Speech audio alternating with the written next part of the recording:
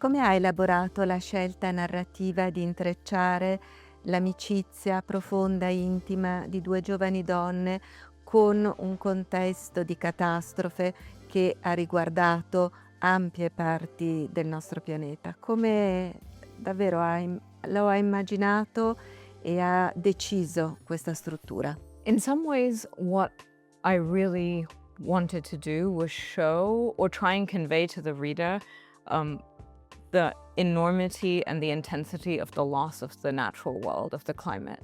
But I feel this is something that as humans we're not very good at understanding. It feels too big and too far away for us to understand.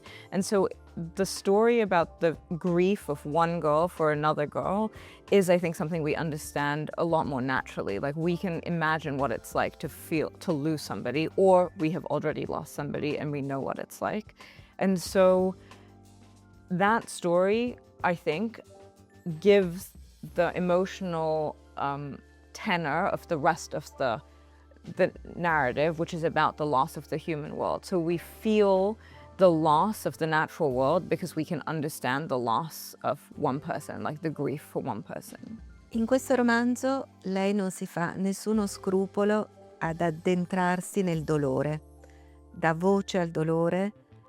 Nel romanzo ci sono molti brani di poesie che parlano del dolore, una bibliografia dedicata al dolore ed è applicata anche a due giovani donne.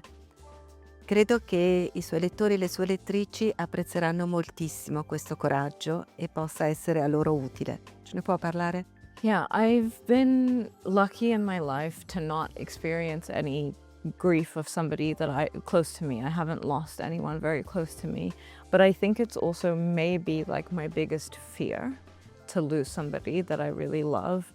And so I wanted to investigate it and examine this feeling, like what might it feel like? And to do that, I read a lot of this literature of grief, the poems and the novels and the memoirs of people who have described what it feels like to lose people.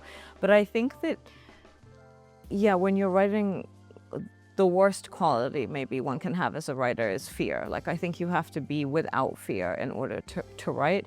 And that also, life is very difficult and full of pain of different kinds. And so one way to help everyone, myself included, understand and experience that is to write about it. La descrizione che lei fa degli animali nel suo romanzo è così accurata, così innamorata, userei questo termine, che è simile a quella che lei fa dei suoi personaggi e delle sue protagoniste. Le mante, gli scoiattoli a New York, questa elefantessa che ad un certo punto appare. Pare che anche gli animali sappiano difendersi dalla natura, cosa che gli uomini non sanno fare. Vero, secondo lei? Yes, one of the things I really wanted to show with both the tsunami and the hurricane is the way that even while humans are completely oblivious about what is going to happen, the animals have an awareness, they have a knowledge. And there's a little fact about the tsunami, which I was very careful when I was writing about the book. I wanted everything to be very verified and very proven for me to include it. So this fact is something I heard, but I couldn't verify it, but it strikes me as true, which is that no animal that was free to move, meaning any wild animal, lost its life in the tsunami. Every single animal that was capable of moving, so not cows and pigs that were tied up, but anyone that was able to move, they took themselves to higher ground because they knew the earthquake had happened, they knew the tsunami was coming, they left. And so part of what the book is doing is showing this gap of knowledge between the animals who are really in touch with the environment and humans who have become so distant from the world that we live in. In molte interviste lei non fa sconti alla politica militaresca degli Stati Uniti, di Israele, della Russia e sottolinea come le guerre in atto non soltanto determinano moltissime vite umane, ma a lungo vedremo anche disastri riferiti all'ecosistema e al pianeta.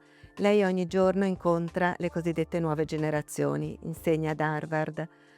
Come secondo lei riusciremo a far sì che le nuove generazioni siano le pietre d'inciampo, quelli che riescono a spezzare questa deriva, a fermarla. One reason I wanted to be a university professor is that you always teach 18-year-olds. No matter how old I am, they will always be 18. And the really beautiful thing about 18-year-olds is that they still have idealism and they still have hope about the world. And in America, we saw this with the protests against Israel about Gaza. The students all across the country, and not just in America, and other parts, they had a belief that they could do something that would change the world. And this was really brutally repressed in many campuses, but that doesn't actually take away from like the kind of hope and idealism of the students. And right now, I think that there's a culture of fear, but the thing is, in 5 years, there'll be new 18-year-olds. And there's a reason that throughout history, in '68, in Korea in the 1980s, there are student uprisings because students, young people, they see the world and they recognize how terrible it is and how unjust it is. And when you're young, you believe that you can do something about it. So I have faith that we'll continue to see student uprisings and student protests and students standing up about the world. But I think that actually the unfortunate thing is it was the adults that stopped the protests, right? The students had the desire, yeah. Lei ha viaggiato moltissimo, grazie anche ai suoi genitori. So che ha conosciuto l'Italia in questi anni, anche se non molto. Che impressione ha del nostro paese e in particolare di Milano, che è la città che l'ha accolta in questi giorni? I think this is really a question that's very difficult to answer without sounding like a cliche and like every person in the world. But I love being in Italy, and really, if I could live here, if somebody gave me the opportunity tomorrow to live here, I would live here. What I like about it here is that there's this beautiful ritual of social interaction that I feel that it is not true in every part of the world, which is that there's an expectation when you enter a shop or you enter a restaurant that you greet the person, that you say thank you, that you say goodbye, that like everybody sort of treats each other, no matter, in my impression, and I've only been here for a little while, no matter the hierarchy, like you always greet people. And I feel, and again, this will sound like a cliche, that it seems unlike in America, which is a society that is like addicted to work and has no kind of appreciation for the small pleasures, that this is a place when you see people having a glass of wine with friends, that you see people eating with pleasure, and that it's a place that hasn't forgot about small pleasures, which is something that I feel I would like in my life every day. Thank you.